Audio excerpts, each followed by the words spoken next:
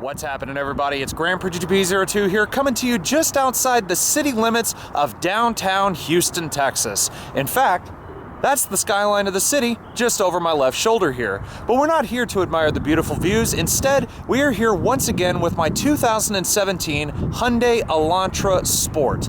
You see, it's been just over a week since I took delivery of this thing, and in just that small time period, I've come up with a list of 5 things that I absolutely adore about this beautiful electric blue beast. So today, I'm going to tell you what those 5 things are. So before we begin our list of top 5 things that I love about this car, I wanted to make mention of one other thing really super quick, and that is the fact that I myself, along with this car, will be at the Cars and Coffee Houston meet taking place March 4th, 2017 at the Memorial City Mall on Interstate 10 East in West Houston, Texas. So if you want to come out and see me, say hi, see the car, all that kind of stuff, feel free to stop by, and it takes place from 8 a.m. until 10 a.m. and basically it is what it is. It's just seeing some cars, getting some coffee, and getting to talk with a bunch of other car enthusiasts for those who have never been to a Cars and Coffee meet. But now, on to the list of top 5. So for this list, I went pretty broad spectrum. I didn't want to go anything too specific because there is so much to talk about with this car. I really had a difficult time knowing where to start. And in a weird twist, I'm actually going to start at the least important thing, so starting at number 5, and then we'll work our way all the way up to number 1 as my top favorite thing about this car.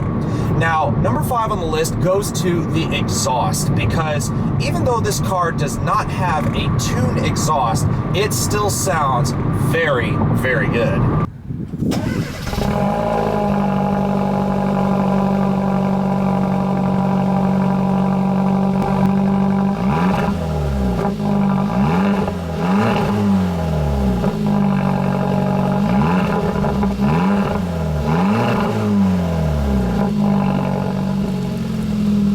Now, moving on to number 4 in this list, this is a bit of a weird one. Most people who want to buy this car, or who have told me they want this car, say they want it with the 6-speed manual transmission, which is the standard transmission that you can get. However, as many people know, I opted for the optional 7-speed EcoShift dual clutch automatic. And the reason I did that is because Hyundai had said they went back and retooled the whole thing and basically made it even better, or made it a lot better rather, than it was before. Beforehand, it was very jerky, it would kick you around, and not many people were a fan of that, even in cars like the Veloster Turbo, which this car shares a few characteristics with. Now, when I first drove this Elantra Sport, the transmission is so quick and so sharp, and some of the things that I really like about it are that it doesn't really shudder from a takeoff anymore. The shifts are a lot faster, it doesn't really bog down, it doesn't really feel like it loses power at all, and I'm still getting well over 30 miles to the gallon in this particular car setup. So I definitely have to say that the dual clutch transmission deserves a spot on the list. Number 3 on my list goes to the technology that Hyundai offers with this car as standard. Now, a lot of the stuff you'll see in here comes standard on a lot of cars nowadays. Bluetooth with voice activation, all that kinds of stuff. But then you have things like Android Auto and Apple CarPlay, and this smaller 7-inch touchscreen display that comes as standard on the Elantra Sport. Now, of course, if you go with a lower level Elantra, you may get it, but you may not. But the fact that Hyundai offers all this kind of stuff as standard equipment, things like leather and things like that, that is one reason why I think this car really has a sweet spot in the sport compact category, because of the stuff that is offered as standard for the price tag that Hyundai wants for it. Now, number 2 on this list, and I'm sure you guys knew this was coming, are the looks. This car looks so aggressive in so many ways, and it really feels like it was meant to wear a sport badge.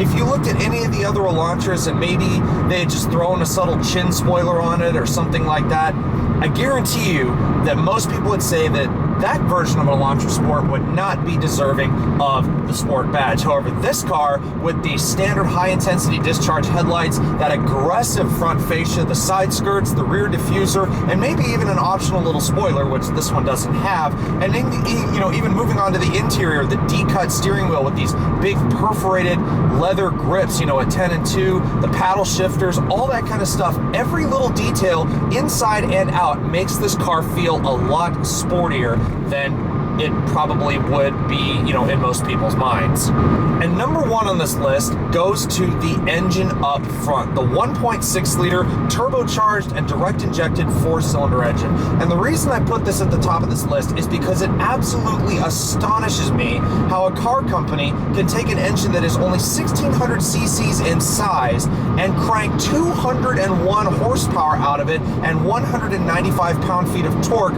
from less than 1,600 RPMs. The torque is the big thing, because 1,600 RPMs is barely a shade over idle with this car from a cold start. It idles at like 1,500 RPMs when you start it from a dead, stone cold engine.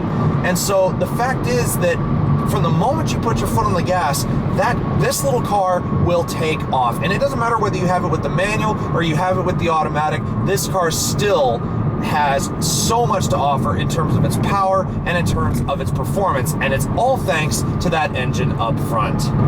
So I know this video was rather quick, but I did want to make a quick top 5 video, not only because it was requested, but also because I really feel this car deserves to be talked about a lot more. Now, like I said, you will be seeing a lot more content featuring this vehicle, both from the Cars and Coffee meet this coming Saturday, but also, as is typical with anything that has likes in it, I will also be talking about what I don't like about this car, because believe it or not, there are a few things. But right now, I have arrived at my destination, which just happens to be lunch for the day, and I will see you guys next time. So take care, and as always, stay safe on the roads. I'll see you next time.